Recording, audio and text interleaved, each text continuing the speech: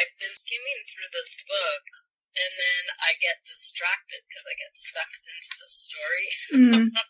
I was thinking how this book is like relationship. It's probably my oldest friend, and it's such a wonderful connection to a couple of my grandparents and childhood friend that, I later lost touch with, but still has a sentimental place in my heart anyway. Just like any relationship that's changed over the years, it's just become a little more mature, a little more thoughtful, and there's just something in it for me personally. Every time I read it, something deeper.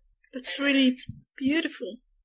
It is a beautiful story. It really is. And I'm so happy that it exists because it's just, in this last year when I've been sick, it was there again. Thumbed through this again and, of course, got sucked in and read the whole thing. And I find that it's hilarious. It's so witty. I love her writing style so much. It's lively. It's just a fun, quick read, but it has everything in it, It's grief and the hardship, challenge. It's kind of like Tom Hanks. Tom Hanks is famous for being the everyman in his movies so everyone can relate. And I feel like the Marches are a lot like that. And probably one of the reasons why this story has endured, but I'm sure there's plenty of psychological reasons that I don't know about it has, but I think that that's why it works for me. And I can see why my grandparents liked it, why my grandmothers liked it. Wonderful how it makes connections. That's why I'm here with you now. Yeah. I know what you mean, because I think in different parts of my life when I have read it, it has had some meaning during that time, and then it changes during different life situations. I think that happens with every book that I read, especially if they are familiar from my childhood. That's why children's books are so important. One of my daughters, my oldest daughter, said she took a psych class at her college, and they were discussing the importance of literature and music in creating empathy, how important it is to read and to listen to music for that reason, and that's a big thing. I really feel like that's true for me. I feel like it gives you opportunities to experience what it's like to walk in another person's shoes. So that's what empathy is, having imagination enough to be able to do that. Yes, you can relate to the other person, their life and their struggles or their good moments. And maybe that's why I've been thinking of Laurie and Joe's relationship, of course, and the Amy problem that crops up for a lot of people. I think as a younger person, without having a fully developed sense of what it's like to be another person, the first thing you do is you connect with the person that speaks to your personality most. And then as I've grown and have been able to understand people who aren't as much like me, I relate to other characters more. And I'm more curious about them and wonder more even about the more secondary characters like Hannah and the Hummels and the Kings and the Moffats. Mr. Lawrence is such an important part of the story, yet I never really thought about him that much till this last time. I'm sure we will get into Mr. Lawrence when we are discovering this chapter, because he appears in the end. But I think that's a good point, because I can really tell who is the sister that I identify with most. It's like a lot of people do. I am like Amy. I am like Joe. But for me, it just keeps changing, or I identify with some part of each of them. Yes, absolutely. I can read this first paragraph. So this takes place during the time when Joe and Laurie are 15, and I believe Meg is 17. Little Woman Chapter 21. Laurie makes mischief and Joe makes peace. Joe's face was a study next day, for the secret rather weighed upon her, and she found it hard not to look mysterious and important. Megs observed it, but did not trouble herself to make inquiries, for she had learned that the best way to manage Joe was by the law of contraries. So she felt sure of being told everything if she did not ask. She was rather surprised, therefore, when the silence remained unbroken, and Joe assumed a patronizing air, which decidedly aggravated Meg, who in her turn assumed an air of dignified reserve, and devoted herself to her mother. This left Joe to her own devices, for Mrs. March had taken her place as nurse, and bid her rest, exercise, and amuse herself after her long confinement. Amy being gone, Laurie was her only refuge, and much as she enjoyed his society, she rather dreaded him just then, for he was an incorrigible tease, and she feared he would coax her secret from her. This takes place when Beth has become ill, and Amy has been sent to Aunt March. She was quite right, for the mischief-loving lad no sooner suspected a mystery than he set himself to find it out, and led Joe a trying life of it. He wheedled, bribed, ridiculed, threatened, and scolded, affected indifference that he might surprise the truth from her, declared he knew then that he didn't care, and at last, by dint of perseverance, he satisfied himself that it concerned Meg and Mr. Brooke. Feeling indignant that he was not taken into his tutor's confidence, he set his wits to work to devise some proper retaliation for the slight. So Laurie knows that Mr. Brooke has feelings for Meg, and he keeps this as a secret from Joe, but he kind of wants Joe to find out. Yes, I think that he tells her a little earlier that Mr. Brooke has Meg's other glove, right? Yeah. And, I think that was the chapter secrets after she had given her manuscript to the Spread Eagle newspaper. Hello, friends. It is Niina from the Little Woman podcast. Just to let you all know that the Little Woman podcast episode transcripts are now available as books. You can find them as paperbacks and ebooks. They are wonderful reading for all the fans of Louisa May Alcott. You can find all the links from the description. And now, back to the show. He found her out, and then they made an exchange of secrets. She confessed what she had done. He told her the secret that he knew where Meg's other glove was, and of course it upset poor Joe. Can't handle any change. I find it interesting that he feels indignant and slighted. He can't keep a secret.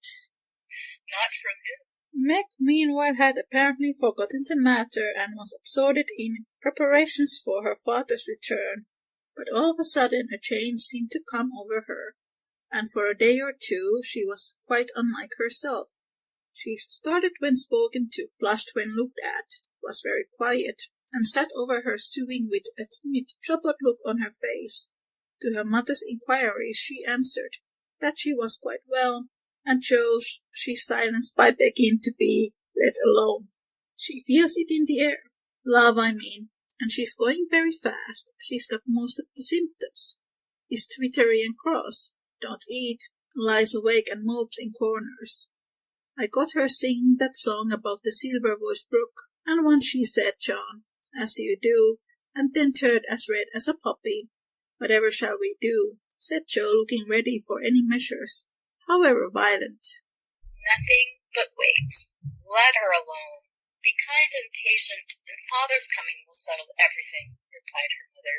Here's a note to you, Meg, all sealed up.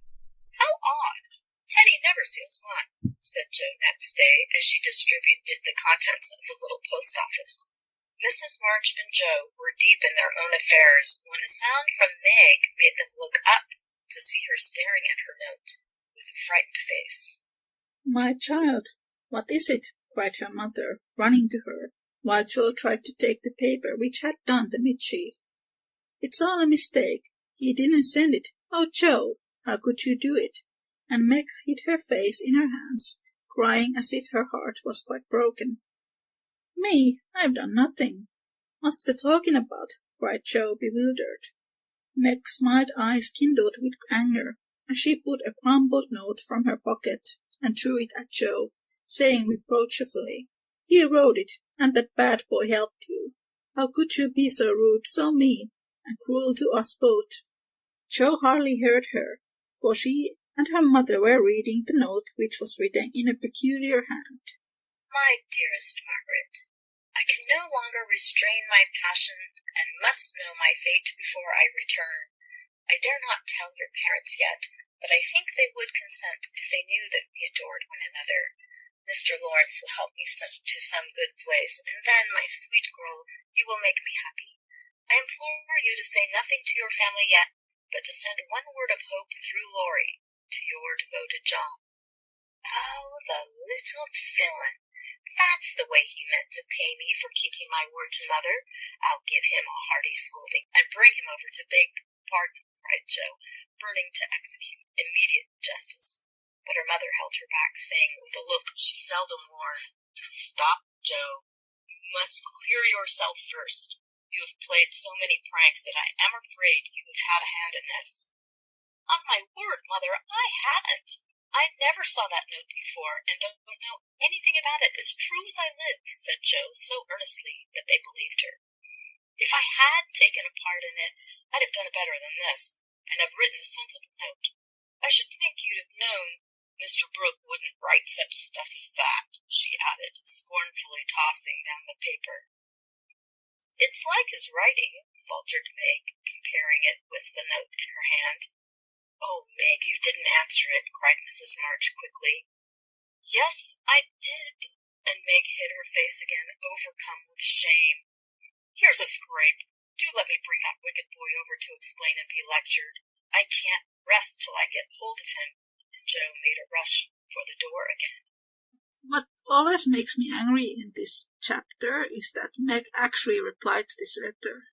Yeah, she wouldn't have had any reason to suspect, being the person that she is, and never having experienced this kind of subterfuge before, to have second-guessed the note. So, yeah, she just fell right into it. It's typical catfishing. It's really neat. Yes. I once read an analysis on this chapter, and I can't remember the name of the Alcott schooler, but they basically said that if this would happen to any person who is 17-year-old today, they would feel as humiliated as Meg does. Yeah, it's a perfectly understandable reaction that Laurie just doesn't, he does not think it through. All he's thinking about is how he feels slighted, he felt excluded, and it's about him basically getting revenge. Teaching a lesson like, oh, if you're going to leave me out, I'm going to figure it out anyway, and it's like nothing else matters. Yeah, it's really intrusion to Meg's privacy, and he doesn't get it. Hush, let me manage this, for it is worse than I thought. Margaret, tell me the whole story, commanded Miss March, sitting down by Meg, yet keeping hold of Joe, lest she should fly off.